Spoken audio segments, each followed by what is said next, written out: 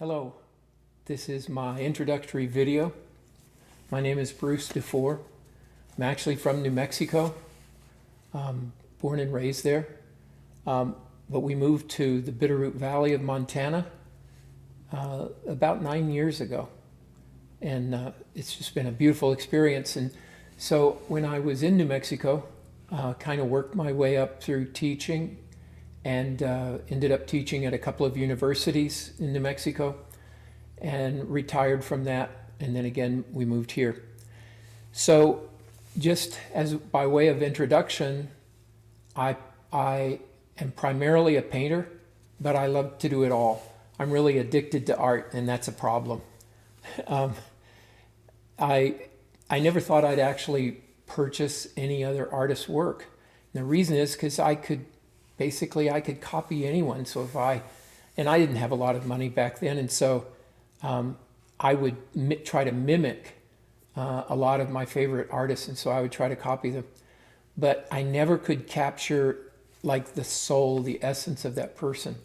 And so I ended up starting to collect.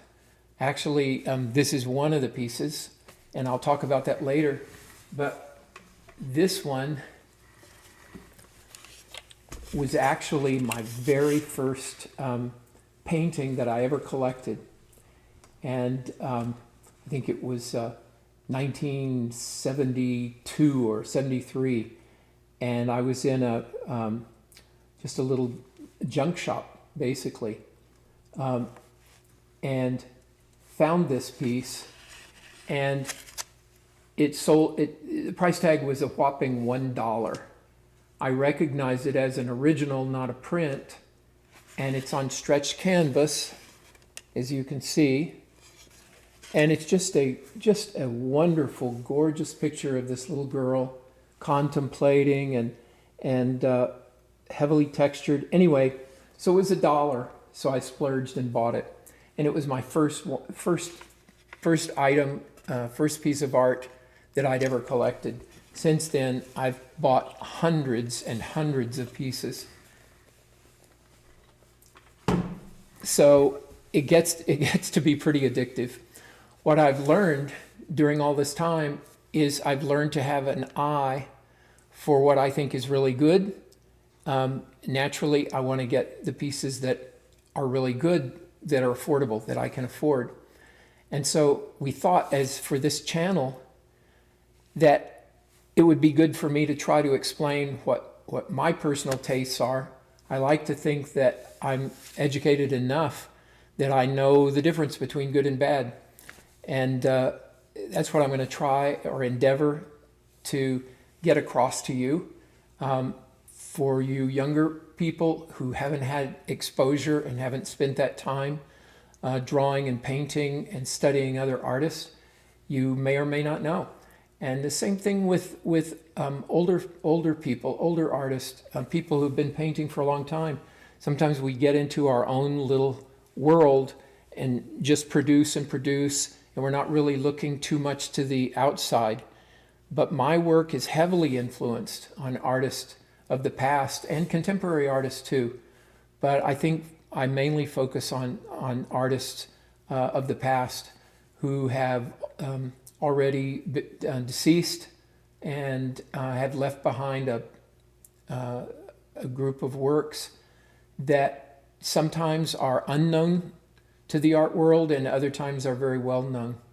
So that's what this channel is basically about. I'm gonna hopefully teach you a little bit about art through other people's paintings.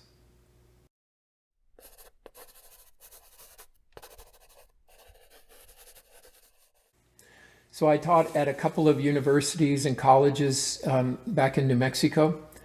And I started in like 1982. I don't know, I taught for like 42 years there at the college, retired, and then came up here to Montana. I've taught private lessons as well. Taught those for a number of years before I ever started teaching at college. Ironically, I also taught in a grade school. It was actually a gifted school, and it was one of the great times of my life to be able to teach kindergarten through 6th grade. And it was at the same time that I was teaching college classes. So I was teaching little kids that are 5 years old all the way up to seniors that are 85 years old. So I don't have a favorite. I love people, and I love trying to get across my love of art and tap into people's talent. It's raw talent. Even if you don't feel like you have it, what I've done is to prove to my students, taught thousands of students, and I've proven to them through the years that I can teach anyone to paint and draw, sculpt. I have an MFA in sculpture. I've got a couple of master's degrees in painting, master's in education. It's kind of not important. What's really important is what's happening now. I do have the background to be able to shed light on things for you, and hopefully you'll enjoy this and come along for the ride and see what happens.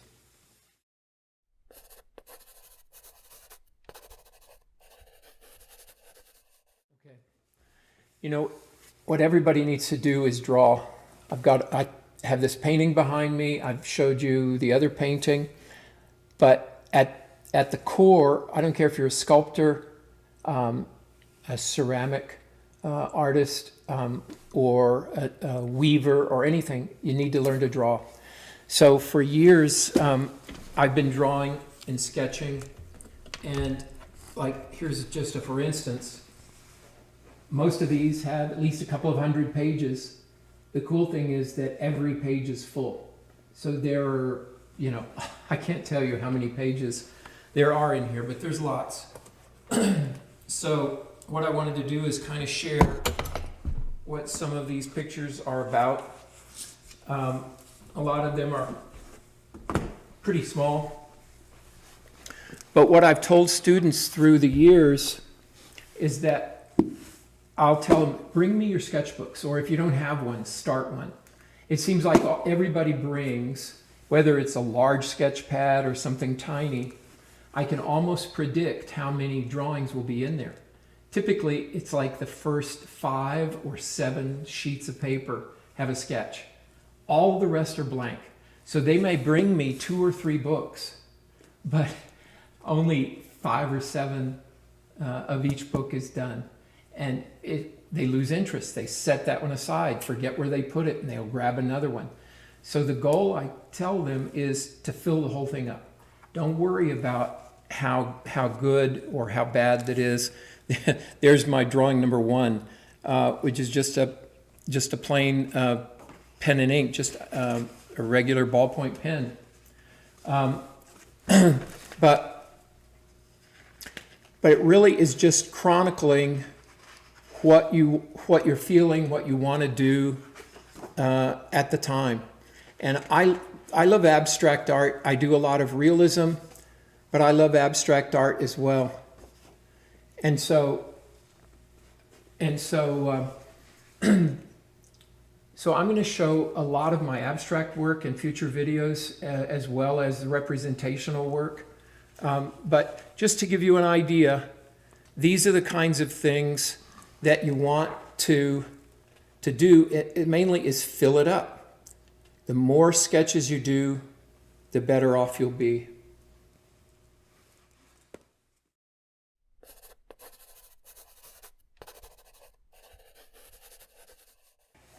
Let's talk about this painting. So, as I said, I'm a huge collector. This one I bought at auction. Most of the auctions are online because you have access to the whole world when you do that. And so there are several major auction sites, and I can bid online. And I'm really proud to have gotten this one. It's signed right here, Christoph Stefanoff.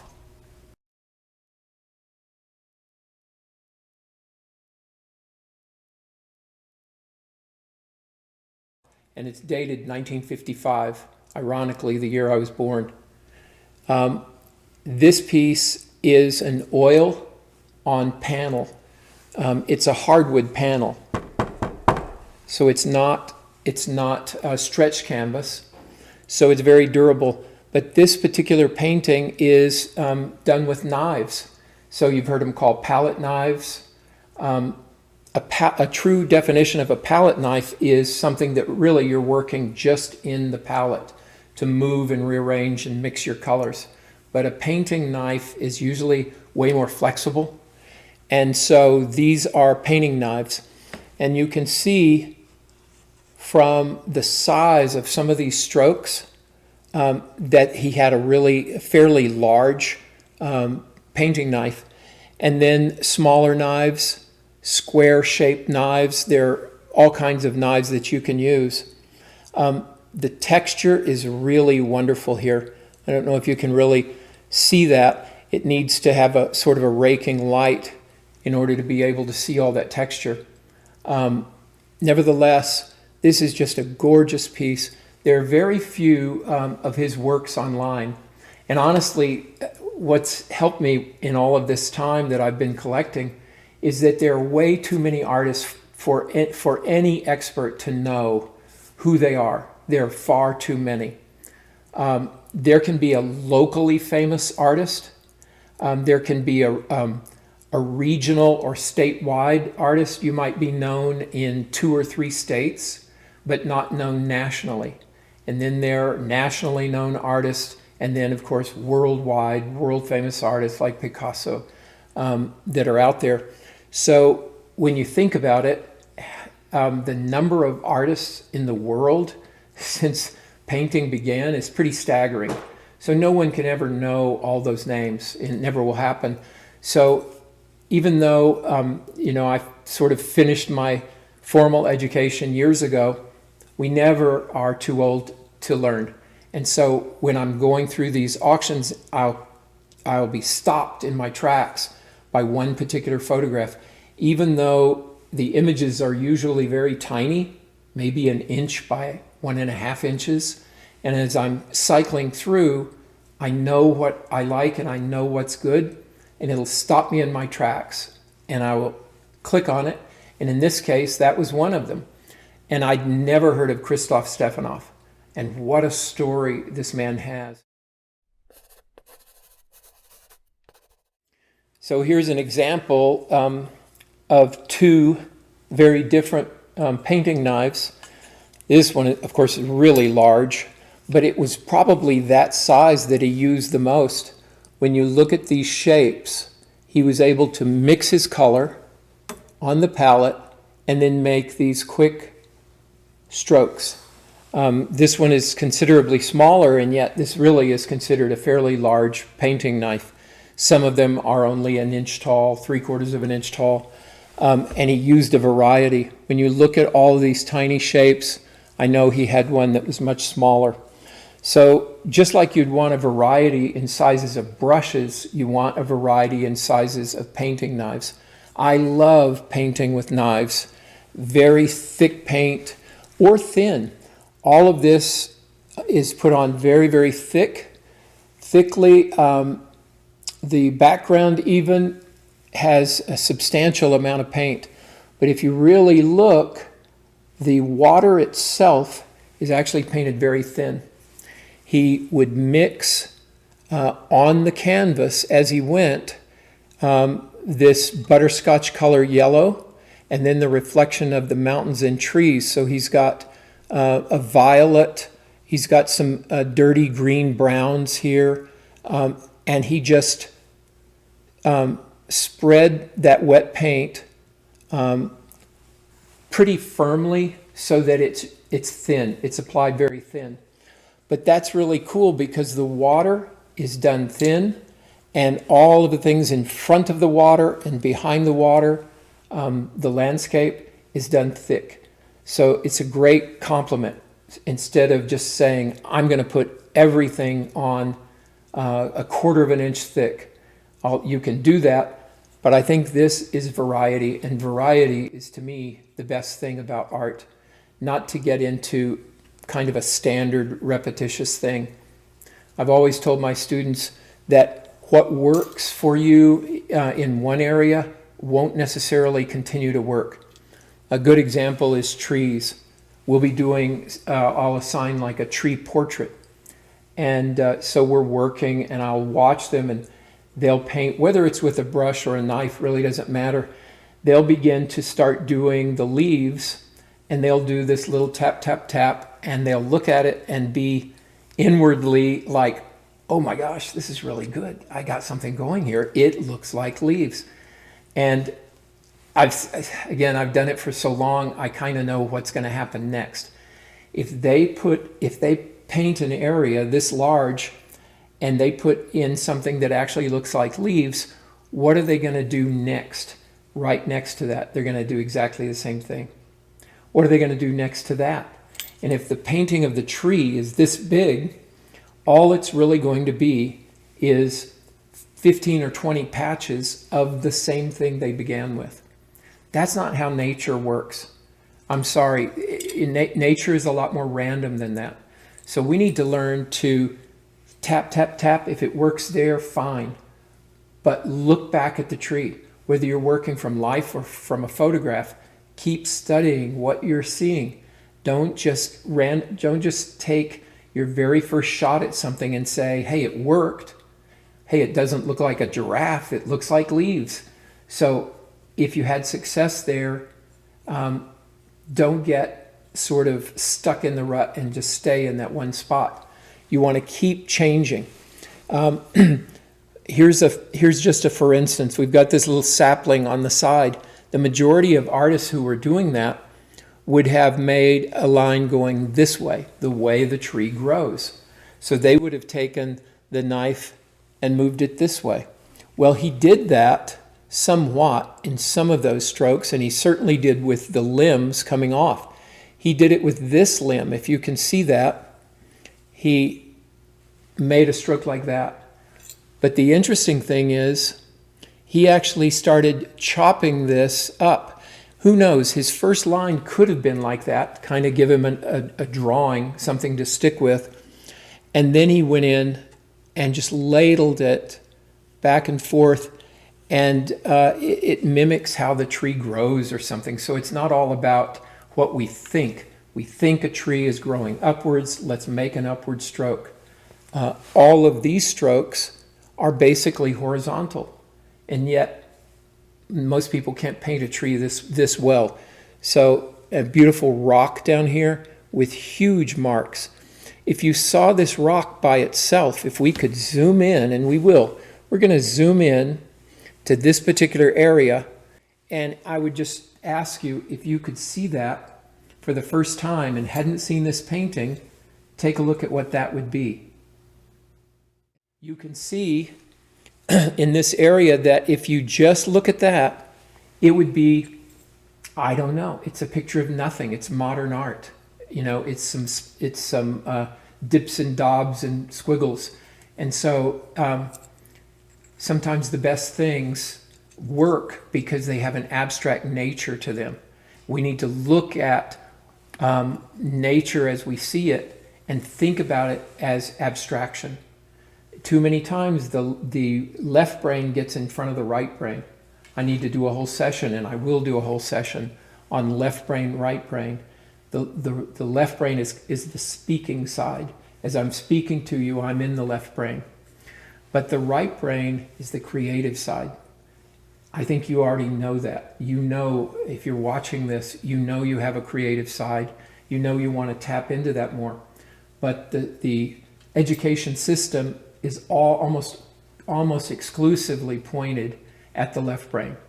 Educate that left brain and just ignore the right, which is a crime in my experience. It's just a crime not to allow kids to be educated equally from the right side, the creative side. So we tend to name things because we're left brain logical thinkers. We name things. So if we say leaves, then already our head has this idea that just lots of little specks, lots of little dots is going to make it look like leaves. This is very, very random. There's some squarish shapes, but the those daubs are really peaked. If you really look at this close, if you could, and we'll have some pictures that show it up close in several sections, and it almost looks like icing on a cake.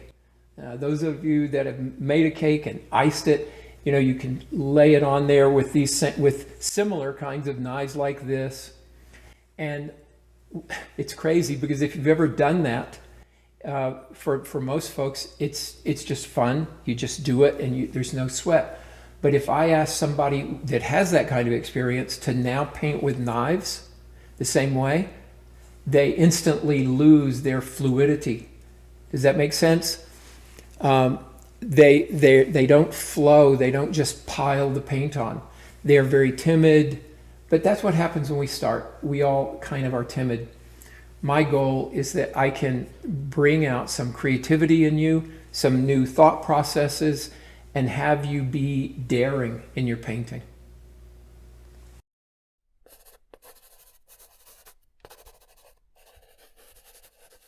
I mentioned already that I can paint anything. Honestly, I've been doing it for a long time, so why do I collect? It's because I could paint an image of this, I could copy this, but it really wouldn't be the soul of the artist. You know, they say that the eyes are the window to the soul. When I see paintings, I see the soul of the artist. I feel something akin to them, and artists relate to other artists in that way. And so what's really important is the human aspect. And that's why I'm so in love with art, because I'm in love with people. And when you have reached a certain level in your artistic career where you are a master in your own right, then you have honed your skills. You've actually honed your soul to the point where that's sort of the epitome. And so I'm hungry to find out the story behind the art. Again, when I saw this Christoph Stefanow, only a tiny little picture among many others that were for sale in that particular sale, it stopped me in my tracks. I said, wait, I've got to enlarge that. I've got to look at it. Then I started studying about that artist. I'm going to give you a little bit of a biography about Christoph.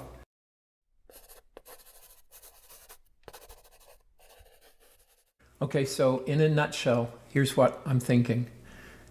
I think I can have something valuable to share with you with my experience. I want to be able to share with you. And so if you like this concept of we look at a piece of art, each episode, what we would do is highlight one particular artist.